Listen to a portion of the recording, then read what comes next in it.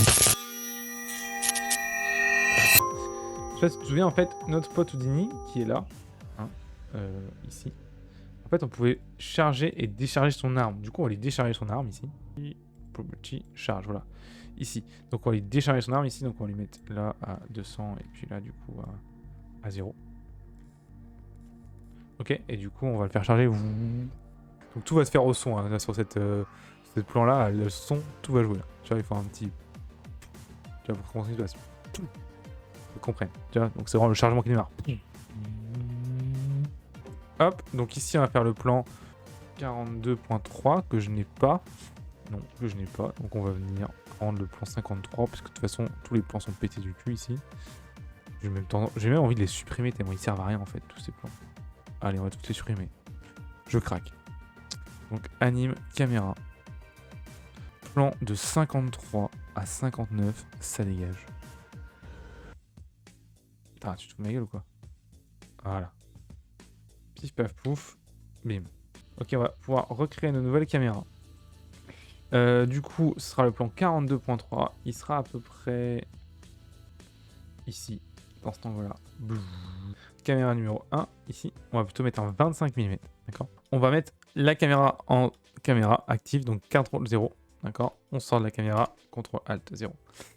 Et on va la déplacer ici. On va la mettre à cet endroit-là. On va la renommer du coup plan 42.3. Qu'elle soit juste en dessous ici. D'accord. Elle commence à la frame 3742. Et ici, on va être plus, je sais pas, moi 50 pour l'instant. On va voir. Et du coup, on va bien la placer pour l'instant aussi. Comment ça, Quick Favori, No Item Fond? Tu te fous de ma gueule ou quoi?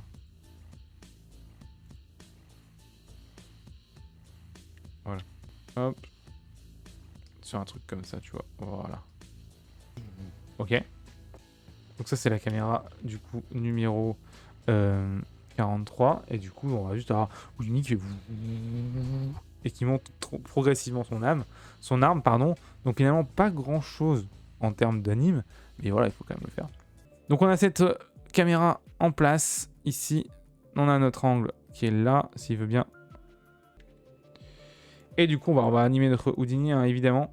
Donc ici, je vais prendre toutes les clés. Je vais mettre une clé ici. Hop. Et du coup, là, on va le mettre en position ici.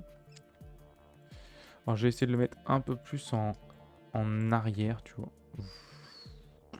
Tac. Yes. Hop. Alors, un peu relou, ce genre, ouais. Voilà. On va tourner son œil. Je sais pas s'il y a un... Ouais, on va le faire pointer vers Blender.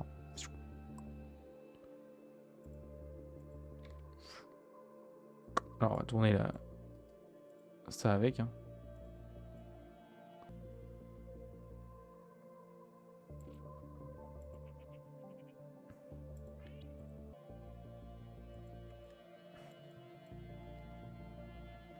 Oh, on va tricher. C'est pas grave s'il regarde pas parce que c'est un peu chiant pour ce point-là. On a notre gun en place ici. Ce qu'on va faire, c'est du coup, on va le mettre... On va le faire du coup à la première image, du coup, juste... Hop, on va se mettre ici par contre. En individuel origine, voilà. Hop, et il va du coup juste commencer comme ça. Et on va du coup avoir la prochaine frame qui sera comme ça. Et la troisième ici qui sera comme ça. Bam. Bam. Et du coup, ce sera pile en place.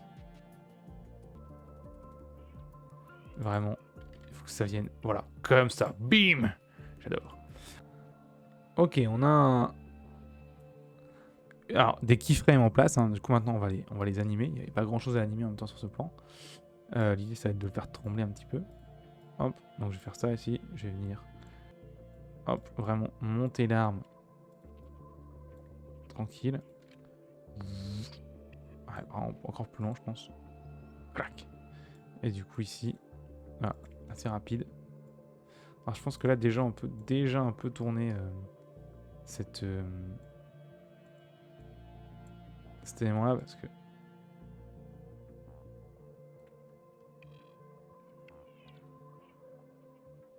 Parce qu'il y a une espèce de rotation qui est quand même pas très esthétique ici.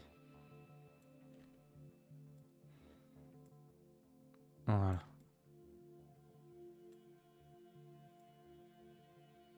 Donc, on a son animation. Ok. On va du coup évidemment améliorer tout ça, parce que là, on n'y est pas du tout. Il faut vraiment déjà que ça démarre beaucoup plus lentement. D'accord? Donc ici. Hop, juste ces clés-là, on va les tirer pour les rendre beaucoup plus légères. Et du coup, beaucoup plus lourdes en fait. Et pareil pour celle-ci en fait. Quelque chose qui me donne beaucoup plus de temps à démarrer, tu vois. Et beaucoup moins, qui a beaucoup plus de créa à se mettre en place. Clac. D'accord. Voilà. Et du coup, c'est en place ici. Ce qui est intéressant, c'est qu'après, on va faire une petite rotation comme si il avait un petit peu de mal à tenir, tu vois. Hop. Tac. On va tout son corps vers le haut ici. Tout son corps vers le bas. Tac. Ta. Alors, là, pour le coup, ça va pas. Il faut que ce soit beaucoup plus proche, beaucoup plus loin, beaucoup plus tranquille. Donc, on a une base de je vise, tu vois. Ok. Évidemment, ça ne suffit pas. D'accord. Parce qu'il n'y a que ses mains qui bougent, là, c'est vraiment dégueu, dégueu. Ici, on va du coup faire jouer cette puissance-là qui monte. Où est-ce que c'était cette connerie? Voilà, ici, hop. Ici, à 0. Ici, on va être à... Ouais, je pense ici. Ah, peut-être à 250. Boum. Tu vois, encore une fois, ce n'est que de l'affichage, en vrai, c'est pas bleu. Ok. Et du coup, histoire de montrer un peu que ça... On va faire trembler un peu le personnage sur sa rotation ici de cette main-là. Alors pour ça, c'est assez facile. Enfin, c'est assez facile, c'est un peu chiant à faire, mais c'est facile à faire, mais c'est pas très pratique, on va dire. Donc l'idée, c'est quoi? C'est qu'on va venir chercher la rotation de cette main-là sur l'axe X. D'accord? Donc, hop, sur l'axe X ici, donc c'est cette rotation.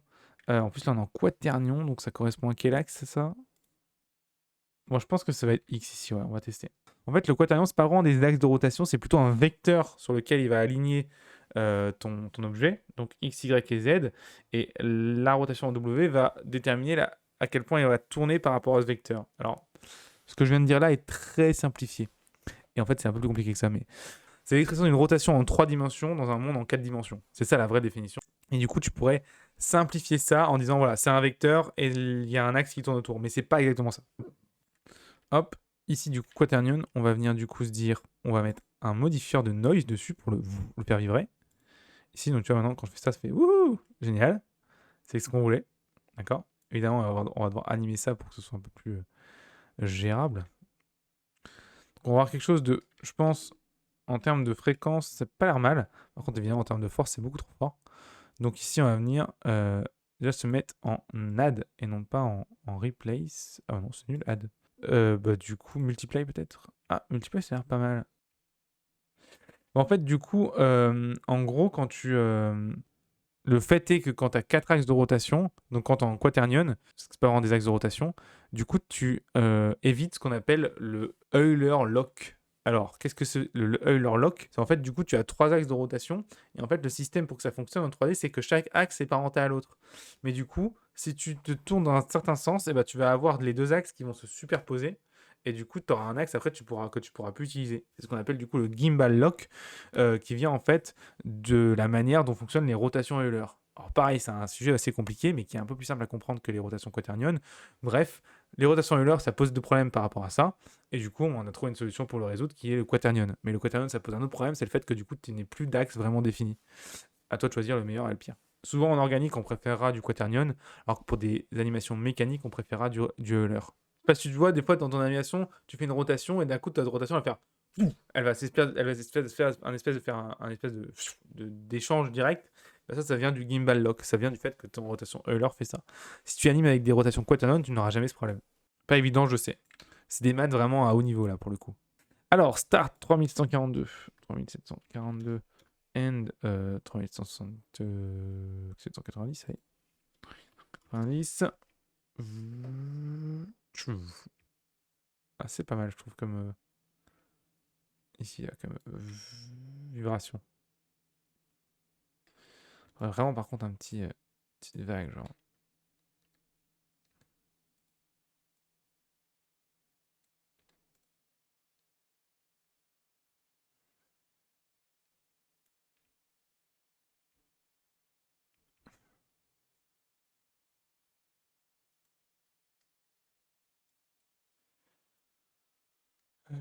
Qu'est-ce qui se passe? Pourquoi je ne vois pas ce que je fais? C'est très relou.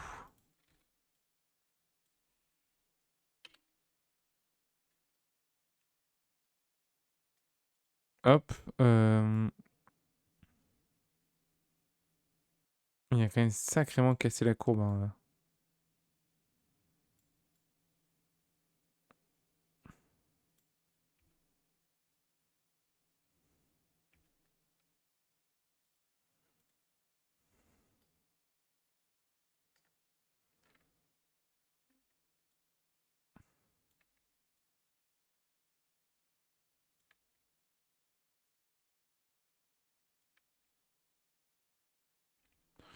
Voilà. Hop, je vais mettre son œil ici. Au début, il sera comme ça, tu vois. Tac. Il va suivre son arme. Toujours.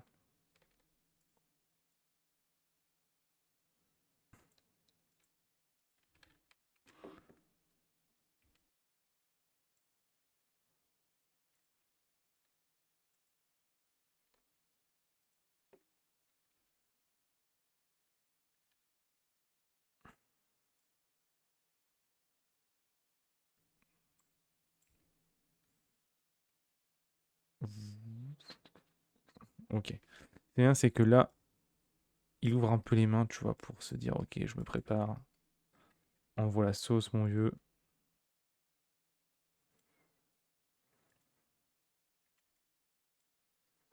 Puis le pauvre garçon, il a un peu sa main qui se pète la main, en fait.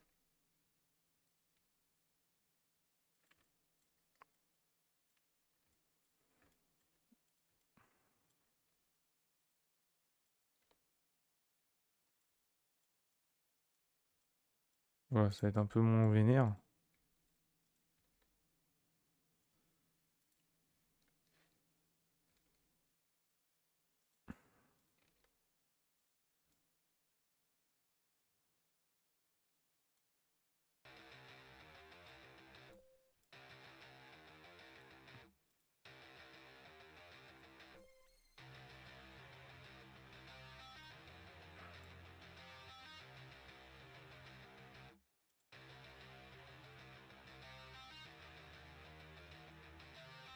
Là, je lui ai pété les mains à ce pauvre garçon, là, ça n'a plus aucun sens.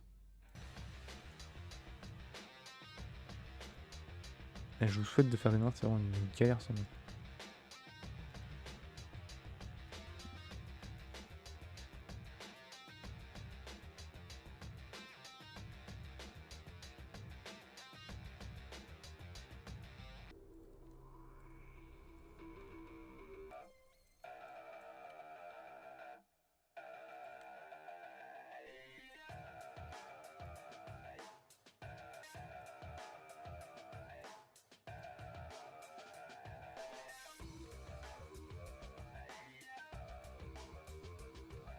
J'ai tendance à aller un peu trop fort sur les doigts.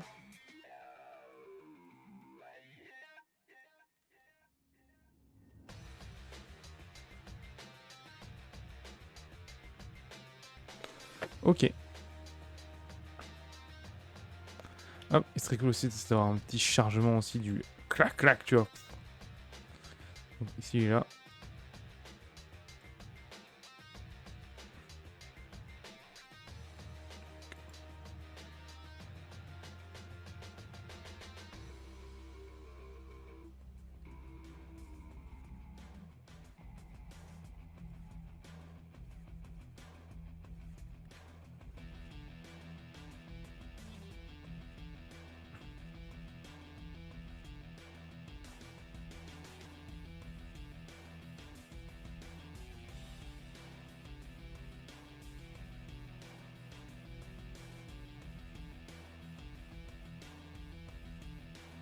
Clac clac.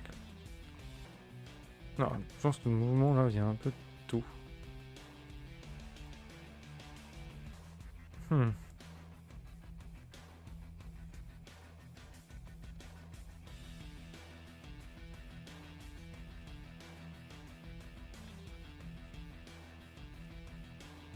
Clac. Voilà, c'est mieux. C'est quand il passe clac que sa main ici recule un poil. S'il y avait un échange d'énergie, tu vois.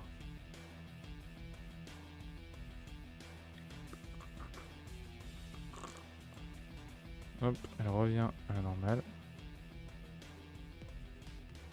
Et quand elle revient là, clac.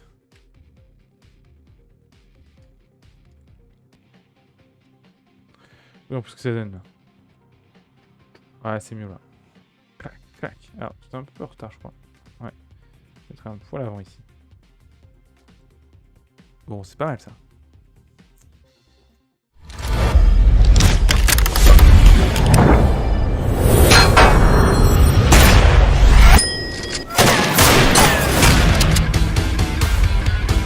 Si t'es arrivé jusqu'ici, c'est forcément que l'animation 3D et les effets spéciaux t'intéressent.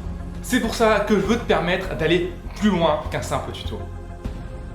En fait, j'ai envie de te proposer, de t'offrir ma méthode ultra simple et ultra efficace pour éviter les 7 erreurs les plus fatales qu'un artiste 3D puisse subir. Mon Dieu, tu n'imagines pas les mois que j'aurais gagné si j'avais connu cette méthode quand j'ai démarré. Donc voilà ce que je te propose de faire. Tu vas cliquer ici, maintenant, pour obtenir cette méthode complète gratuitement. Oui, c'est gratuit, c'est sans bullshit, ça vaut réellement de l'or et tu peux l'appliquer directement dans tes projets. Alors, qu'est-ce que tu fais encore ici ?